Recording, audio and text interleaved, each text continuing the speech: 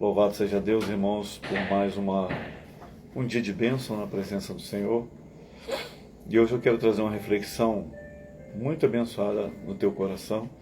Uma mensagem que eu preguei no culto jovem, eu quero gravar essa mensagem bem rápida, que tem o objetivo de fortalecer a tua fé. O versículo que eu vou usar hoje é um versículo que é uma parte da Bíblia que ninguém lê, que não dá para ler na verdade, que são essas folhinhas brancas aqui, ó, que tem no meio da Bíblia. Algumas versões não tem mais essas folhas aqui, mas é errado, porque essas folhas aqui representam o silêncio de Deus. No período de 400 anos, Deus não falou com o povo. Entre o Velho e o Novo Testamento, houve o silêncio de Deus. E é representado por essas folhas brancas que tem no meio da Bíblia. Então o que acontece, irmãos? Nesse período surgiu muitos livros que não são bíblicos, que até contêm heresias. Porque se Deus não falava com ninguém, como é que surgiu profetas falando em nome do Senhor? Então, quando a gente encontra esses tais livros, esses livros chamados livros apócrifos, esses livros eles foram datados assim 250 a.C., 320 a.C., 150 a.C. Então esses livros não são inspirados por Deus, né? Porque nesse período de silêncio aqui, Deus não falou com ninguém. E eu digo a você, hoje também existe o silêncio de Deus na vida do cristão.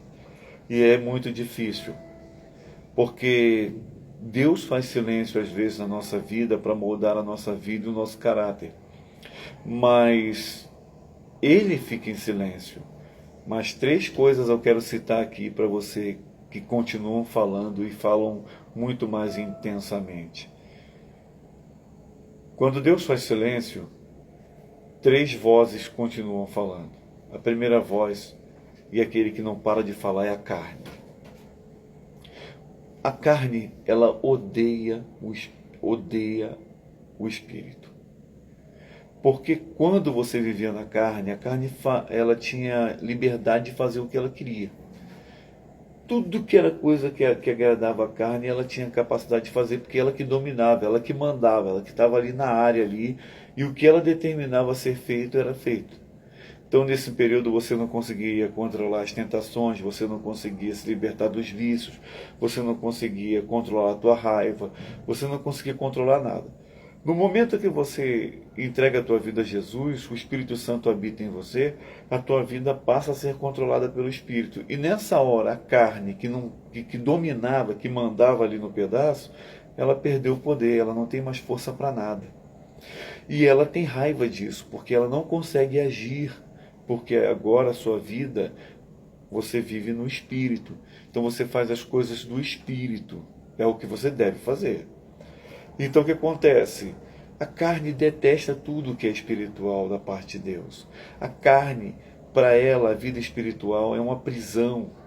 Ela está amarrada, ela está enjaulada. Então ela vai ficar falando ali, ó, perturbando, contando um monte de mentira, tentando te enganar, te ludibriar, para que você possa fazer o que é contrário à vontade de Deus. E a carne é tenebrosa, a carne é terrível, ela não para de falar. Então, quando há o silêncio de Deus, a carne fala muito. Mas Deus não te abandonou e nem deixou você. Ele simplesmente está em silêncio, mas Ele está observando a sua vida para ver como você vai se comportar. Porque você precisa aprender nesse período a dizer não para a tua carne. E é por isso que existe o silêncio de Deus na sua vida às vezes. Para que você aprenda a dizer não para a sua carne, negar as vontades da sua carne e viver uma vida espiritual. Segunda voz é a voz do mundo. Quando você era do mundo, o mundo ele gosta de oprimir, o mundo ele tem um projeto dele. Ele acha que o que ele oferece é maravilhoso e ele não aceita que ninguém rejeita. O mundo não aceita rejeição. O mundo ele não aceita perder ninguém. Quando você saiu do mundo, você deixou uma lacuna lá no mundo. E para as pessoas é uma loucura você não beber, não fumar, não se prostituir, Para as pessoas é uma loucura, as pessoas carnais, é claro, você ter um relacionamento de namoro e não ter relação sexual. Para o mundo, um jovem se casar, se guardar para o casamento, seja homem, seja mulher, é totalmente absurdo para eles. Eles não conseguem entender que você não quer beber. Eles não conseguem entender que você não quer se prostituir. Eles não conseguem entender que você não tem um vício. Eles acham que a sua vida é monótona, porque você não é do mundo. Você está rejeitando aquilo que eles acham que é maravilhoso. Você fica em casa, você fica com a sua família, eles não aceitam isso. Eles querem você na balada, ali, passando a noite toda, ali, perdendo a noite de sono, fazendo vergonha às vezes, né? Então o mundo não entende isso. Então ele tem raiva de ter perdido você. E por isso o mundo fala, te chama, volta para cá, porque eu tenho o melhor. Então você disse para o manjar do mundo, não, eu tenho nojo do teu manjar. O que você oferece é nojento, eu não suporto, eu não tenho prazer, eu não quero estar aí. Então o mundo fica irado, então o mundo fica falando. Mas Deus fica em silêncio para que você aprenda a dizer não para o mundo. O mundo grita, mas você diz não, não e não em nome de Jesus, guiado pelo Espírito Santo. Terceira voz é o diabo. O diabo, ele odeia Deus. Ele detesta tudo aquilo que é de Deus. Porque ele já está condenado e ele queria ser igual e se deu mal, graças a Deus. Então ele foi condenado. Então ele não pode ir contra Deus, mas ele é um ser que é o anjo, né, em questão de força, ele é mais forte do que um homem. Então o que acontece? Quando ele vê o ser humano, ele odeia o ser humano. Por que ele odeia o ser humano?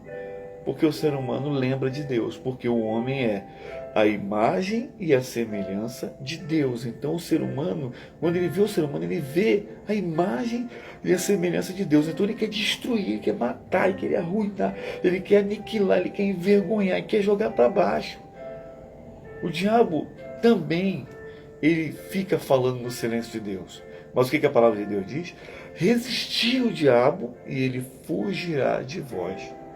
Então, na guerra, nesse silêncio, nesse período aqui, onde Deus não falou com os profetas, e eu quero falar para você que Deus faz silêncio para nós aprendermos a moldar o nosso caráter, nós temos que aprender a dizer não para a carne, não para o mundo e resistir ao maligno, dizer não para as coisas do maligno, para que desapareça. E Deus vai falar com você no final desse processo de crescimento. Mas um detalhe importante, irmão, que te faz permanecer nesse período aqui, e não cair. Deus fez 400 anos de silêncio para o povo de Israel. Mas nesse período, o povo de Israel não parou de orar e nem parou de fazer sacrifícios de oração. Ou seja, irmão, o que acontece às vezes no silêncio de Deus é que a pessoa para de orar. Não, no silêncio de Deus aqui, nesse período, o povo de Israel continua orando. Mesmo que Deus não respondesse falando. Mas o povo de Deus continua orando. Então, se Deus está em silêncio para você, você tem que continuar orando. Porque se você não orar, você vai cair. Você vai pecar, você não vai resistir. Surgiu muitos falsos profetas nesse período de silêncio. Mas o povo de Israel não foi enganado como um todo, né? Porque também no período do silêncio de Deus, o povo continuou lendo a palavra. No silêncio de Deus, você tem que orar e você tem que continuar lendo. Porque se você parar de ler, também você não vai ter força. Porque, irmão, olha só. Louvor não liberta ninguém. Louvor, Deus habita em meus louvores. Mas o louvor não liberta. Porque libertação, a palavra de Deus diz que conhecereis a verdade e a verdade vos libertará. Se o louvor que a pessoa estiver cantando as palavras da Bíblia, aí esse louvor vai libertar.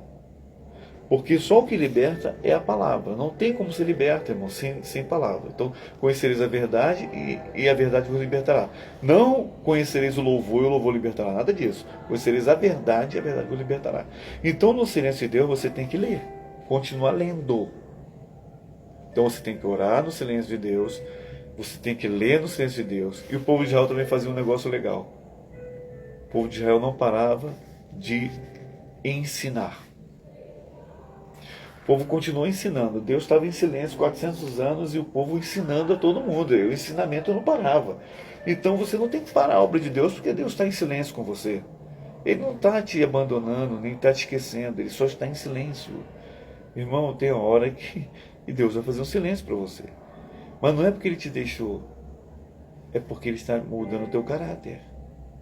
Então você não pode parar de ensinar. Você tem que ensinar com gosto, com prazer, com alegria, com força, com vigor, com fé, com determinação. E em último lugar, o povo de Israel não parou de adorar. O povo de Israel continuou adorando. E no silêncio de Deus, o que mais as pessoas fazem é parar de adorar. Olha, Deus não está te abandonando, nem está se afastando de você. Eu digo que às vezes no silêncio de Deus é que Ele está bem mais perto. Ele só não está respondendo. Porque você precisa moldar alguma coisa na sua vida. E que só Ele sabe como vai fazer. Ele é perfeito, mas é perfeito demais. É tão bonito, sabe? É tão lindo Deus, como Ele age. É difícil entender isso na hora da prova, né? Mas depois que a gente passa por a prova, como eu já passei, muitas vezes, então eu já vai aprendendo. Então, ó, Deus está fazendo silêncio para você melhorar a sua vida, a sua fé. E se você observar bem, Ele está bem pertinho de você. Ele está bem do teu lado. Mas Ele está em silêncio. Ele quer saber quais vão ser as suas respostas. Para a carne, para o mundo e para o maligno. Você tem que dizer não para tudo. E dizer sim para Deus. Continuar orando, lendo, ensinando e adorando. Que Deus te abençoe poderosamente, meu amado irmão. Em nome de Jesus de Nazaré. Amém e amém.